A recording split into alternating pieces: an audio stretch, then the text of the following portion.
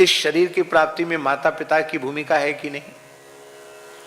क्या उस भूमिका को हम नकार सकते हैं? केवल उत्पत्ति में ही भूमिका नहीं है, पालन पोषण शिक्षण दीक्षण में भी उनकी भूमिका है। तो माता पिता के प्रति कृतज्ञ होना, उनकी सेवा करना, यह हमारा धर्म है कि नहीं? ये सनातन धर्म है। अब हम आपसे पूछते हैं, जो परिभाषाएं हम प्रस्तुत कर रहे हैं, उस परिभाषा का किसी जाति से, किसी मत से, किसी मजहब से, किसी पंथ से कोई विरोध है क्या? ये मानव मात्र का धर्म है। माता पिता के प्रति कृतज्ञ होना, माता पिता का आदर करना, माता पिता की सेवा करना। पुरुषार्थ चतुष्टय की सिद्धि शरीर से होती है और शरीर माता पिता की कृपा से मिलता है। इसलिए जीवन के अंतिम श्वास तक अपने पिता माता में भगवत भाव करके उनकी आज्ञा का पालन करना, उनकी श्रद्धा पूर्वक सेवा करना। हमारे यहाँ केवल पैदा होने से कोई पुत्र नहीं हो जाता है कि हम का बेटा है तो बेटा हो गया। शास्त्र में परिभाषा है, भगवान व्यास कह रहे हैं, जीवतो वाक्य करणात् छया है भूरि भोजनात् गया पिंड प्रदानाच त्रिभी पुत्र से पुत्रता। भगवान व्यास कह रहे हैं गरुड़ पुराण में, 3 काम करे तो पुत्र है, 3 काम नहीं करे तो पुत्रता उसकी नहीं है। पहला, जब तक माता पिता जीवित हो तब तक श्रद्धा पूर्वक उनकी आज्ञा का पालन करें। उनकी मृत्यु के पश्चात उनके पारलौकिक कल्याण के लिए जो हमारी हिंदू पद्धति की अंत्येष्टि है और 10 गात्र त्रयोदशा आदि है, अपनी सामर्थ्य के अनुसार करें। और तीसरी बात, उनके परम कल्याण की भावना से गया जी में जाकर विष्णु पद में पिंडदान करें। ये 3 काम करे तो पुत्र कहलाने लायक है। 3 में से 1 भी कम हो गया तो उतने अंश में पुत्रता उसकी कम हो गई। इसलिए हमारे यहाँ गया श्राद्ध की अनिवार्यता भी कही गई। गया श्राद्ध ये क्या है? अपने पूर्वजों के प्रति, अपने पितरों के प्रति कृतज्ञता ज्ञापित करना, ये सनातन धर्म है। ईश्वर के प्रति श्रद्धा भक्ति रखना सनातन धर्म है। माता के प्रति, पिता के प्रति कृतज्ञता रखना, उनकी सेवा करना सनातन धर्म है। ये शरीर जो हम लोगों को मिला है, इस शरीर में इंद्रियां हैं और हमारा वैदिक धर्म ये स्वीकार करता है, इन इंद्रियों में अपने पदार्थों को ग्रहण करने की जो शक्ति है वो स्वतंत्र नहीं है। आंख के अधिष्ठात्री देवता सूर्य हैं। सूर्य की कृपा से हमारी आंख में देखने की शक्ति है, तो सूर्य को नमस्कार करना, सूर्य को जल देना, ये सनातन धर्म है।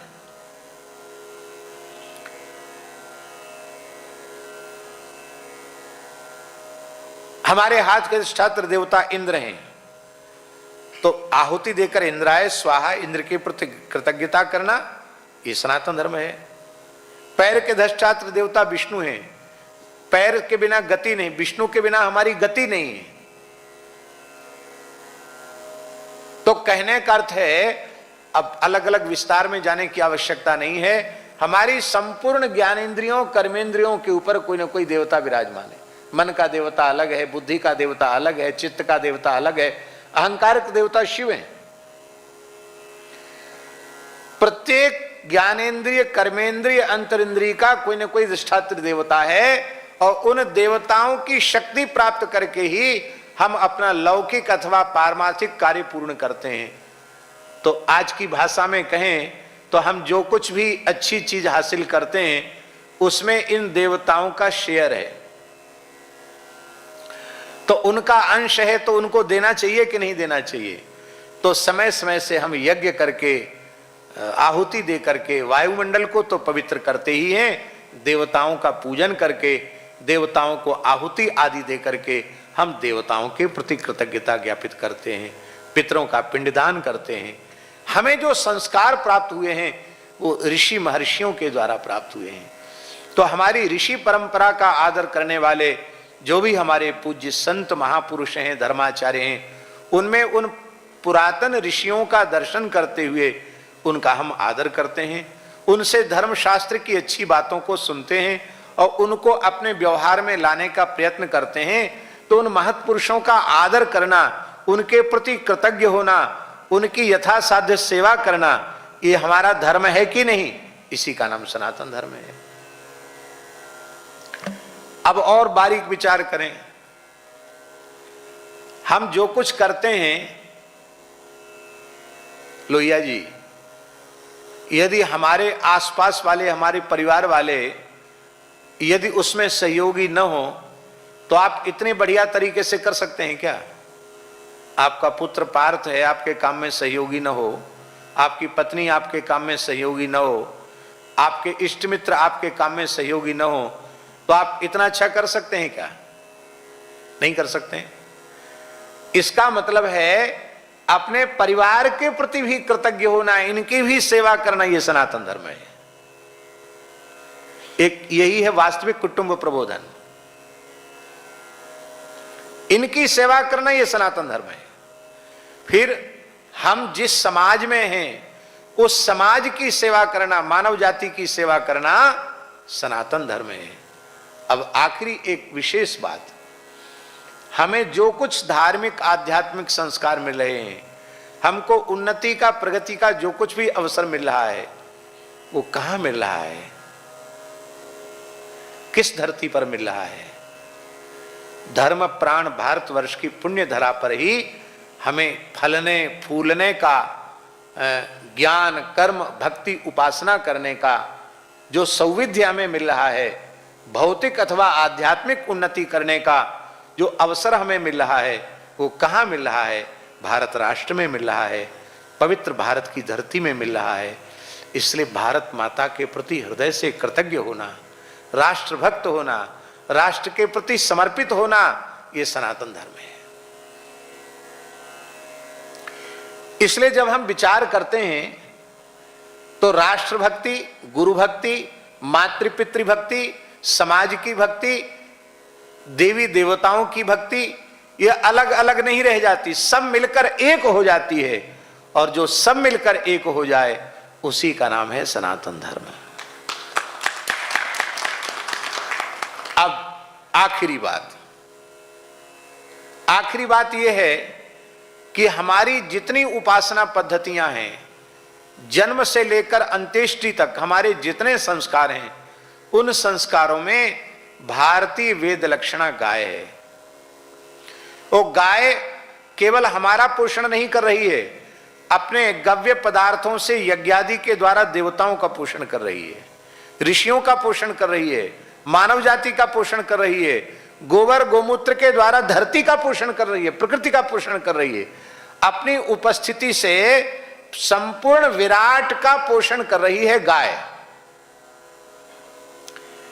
तो गाय के प्रति बहुत उपकार, गाय का उपकार पूरे राष्ट्र, पूरे समाज के प्रति बहुत बड़ा है।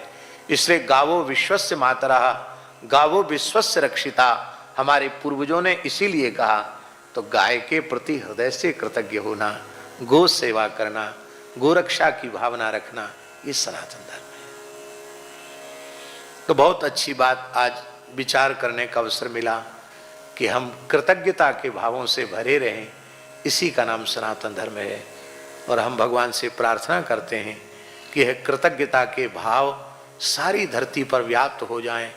प्रभु, पता नहीं हमारा जीवन रहेगा कि नहीं रहेगा, पर ऐसा समय इस धरती पर जरूर आवे जो संपूर्ण धरती पर सनातन विचारधारा का ध्वज फहरा जाए।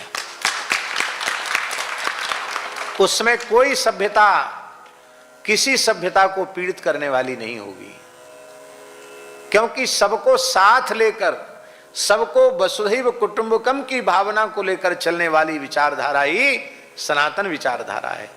इसलिए इस विचारधारा का, जो इस धरती की सबसे पुरानी विचारधारा है, इस विचारधारा का संपूर्ण धरती पर साम्राज्य स्थापित होना, इस विचारधारा का स्थापित होना, ये केवल मनुष्य जाति के लिए कल्याणकारी नहीं है, संपूर्ण प्रकृति के लिए कल्याणकारी है, समस्त जीव समुदाय के लिए कल्याणकारी है। इसलिए हम ऐसी भावना रखते हैं। इस समय देश में गो सम्मान आह्वान अभियान संतों की प्रेरणा से चल रहा है। जगह जगह संत विचरण कर रहे हैं। हमारे पूर्वोत्तर क्षेत्र में स्वामी अच्युतानंद जी विचरण कर रहे हैं। तो आने वाली 27 जुलाई को जिला मुख्यालयों में कलेक्टर के यहाँ ज्ञापन दिया जाना है। तो 1.25 घंटे भगवान नाम संकीर्तन करते हुए श्री राम जय राम जय जय राम, इसका 1.25 घंटे पहले विजय मंत्र का कीर्तन करें, फिर सब लोग जाएं। इसमें कोई इनकलाब जिंदाबाद नहीं है, किसी को मुर्दाबाद नहीं है, केवल अपनी भावनाओं को शासन तक पहुंचाना है। और हम समझते हैं कि सारा राष्ट्र गोरक्षा की भावना को लेकर जब जागृत होगा तो इसी पवित्र विचारधारा के शासन के काल में ही भारतवर्ष की धरती गोवध के कलंक से विमुक्त हो जाएगी। और जिस दिन गो आधारित शिक्षा, जालन जी, गो आधारित चिकित्सा, गो आधारित कृषि और गो आधारित भारतवर्ष का स्वावलंबन, गो आधारित भारत का समग्र विकास, ये जब होने लग जाएगा तो बनाना नहीं पड़ेगा। विश्व गुरु के पद पर तो भारत है ही है, सारा संसार विश्व गुरु के रूप में इसे स्वीकार करने लग जाएगा। इन्हीं शब्दों के साथ अपनी वाणी को भगवान के चरणों में निवेदित करते हुए, सबके कल्याण की कामना करते हुए और अपनी वाणी को विराम देते हैं।